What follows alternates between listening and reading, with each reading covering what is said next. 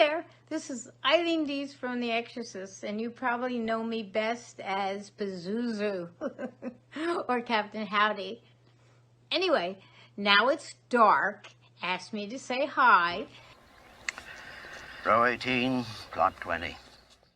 Hey everybody, welcome to Now It's Dark. I'm Jim. I just watched a movie on Tubi, but this is also available on Vudu. It's called The Fearway 2023, 1 hour and 21 minutes, 3.9 star ratings on IMDb. So I hesitated when I said 2023 because when you do search this on your Roku or whatever, just type in, the Freeway, and then it brings up all the available channels, streaming services that it's on. It lists it as 2017, but everything on IMDb and everywhere else, it does say 2023, so that is what I'm going to go with because this is said to have been released, I guess I didn't write it down, but let's scroll down. February 7th, 2023. So this is a horror sci-fi thriller with very, very little horror, in my opinion. It's about a young couple that are traveling down the freeway, seem to be unable to get off the road after being hunted by someone intent on keeping them on the road. And that road is Route 66. They do a good job of showcasing that. The director was Robert Gijic, written by Noah Bessie and Simon Phillips, and I'll just tell you the main character, Sarah, was played by Shannon Del Anzo, and Michael was played by Justin Gordon, and the reason why I watched this movie was the listing of Eileen Dietz as an old woman. She has a very behind the main shot kind of cameo scene. She does have a few lines, but Eileen Dietz is, of course, a friend of the channel.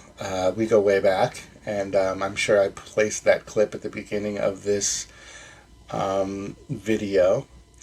So I guess I should mention the ferryman was played by Brian Gouliard.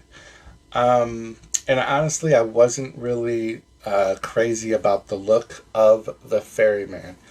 So this was one of those rare occasions when I noticed Eileen Dietz, so I went to IMDb before I watched the movie. Typically, I don't do that. So because I was looking up the Eileen Dietz stuff, I was curious about what her character's name was and this and that.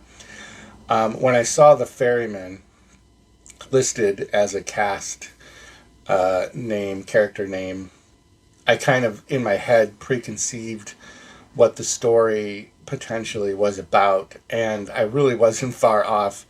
Everyone knows what the ferryman is, and so the only thing that was a little swerve from what was in my head was that they didn't use that as a twist at the end. Like, they didn't have us believing for very long that there was going to be this twist. This is not an unfamiliar plot, so a lot was riding on the two main characters. I'm going to have to scroll back up. Shannon, who played Sarah, and Justin, who played Michael. They're an engaged couple, and my one note was that Michael definitely is not in the same league as his girlfriend, Sarah.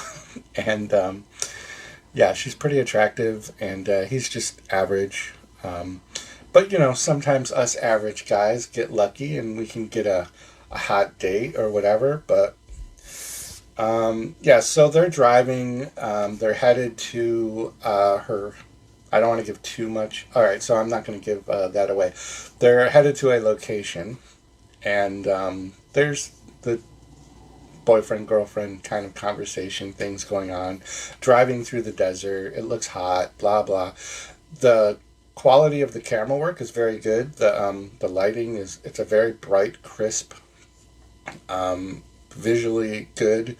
the audio. The music was just okay. At some points, it was a little bit louder than it probably needed to be, but it wasn't distracting. It didn't take away from the movie. Then they notice that they're being followed by this pretty cool looking black car, and yeah, it's just following them very closely. It seems like there's some very repetitious driving sequences throughout the movie, the same kind of scenario as you would expect. They do pull off into a diner to kind of get away from this guy, and that's where the Eileen Dietz old woman character has her scene, which was what I was watching the movie for, but it was very, very quick. I was invested in the movie enough to be curious what the twist was going to be. Sometimes I watch movies that have such a familiar plot or unoriginal plot, if you want to be like very crucial, like a reused plot scenario. And I'll watch them with just as much kind of engagement as a fresh idea movie, because I want to know what's the twist, and I don't want to miss sometimes some dialogue or scenery that's going to tip me off. There's some clever interactions with the diner waitress. There's a manager in the diner. There is another customer, patron. And then there's also, I don't know if he was a cook, or I guess they're listing him as busboy, but I think he also might have been the cook. So that's like the whole group of characters in this movie. They establish that there's no cell phone service, but there's other reasons why there's no cell phone service. If you watch this movie, you kind of get where I'm going with that. It's not a horrible movie. 3.9 is probably about right. It may get a little repetitious. It's hard not to when you're dealing with like this kind of a story where people are driving. For me particularly, driving and going nowhere movies, there's very few that work well. And I wasn't really crazy about the ferryman's look. I get that they were trying to do something a little dramatic and in all black and everything, which is cool. He made like grunting noises, which I think maybe didn't have to be that way. But overall, it's not like really, really horrible. There's little salt and peppering of things, like when the waitress gives them 2 quarters, and when you see Ferryman, you know what's going on. So let me know if you're going to check this out. It's not a horrible movie. 3.9 is probably pretty accurate. It's an hour, 21 minutes.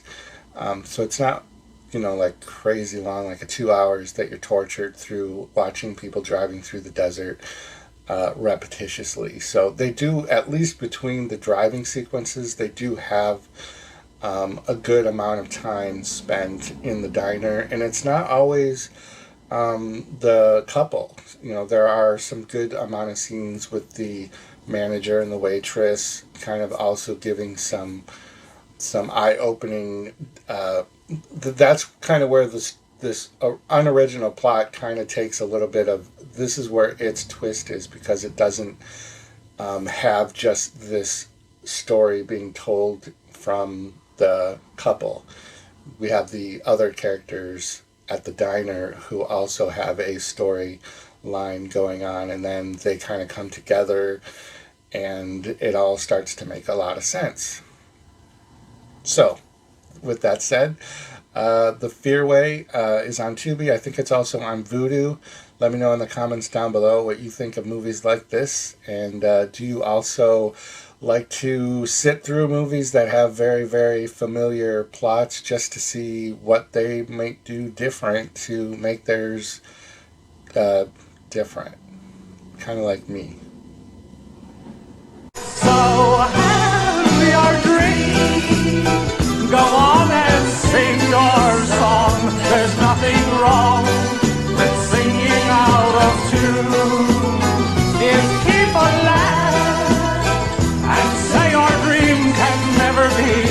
Just think of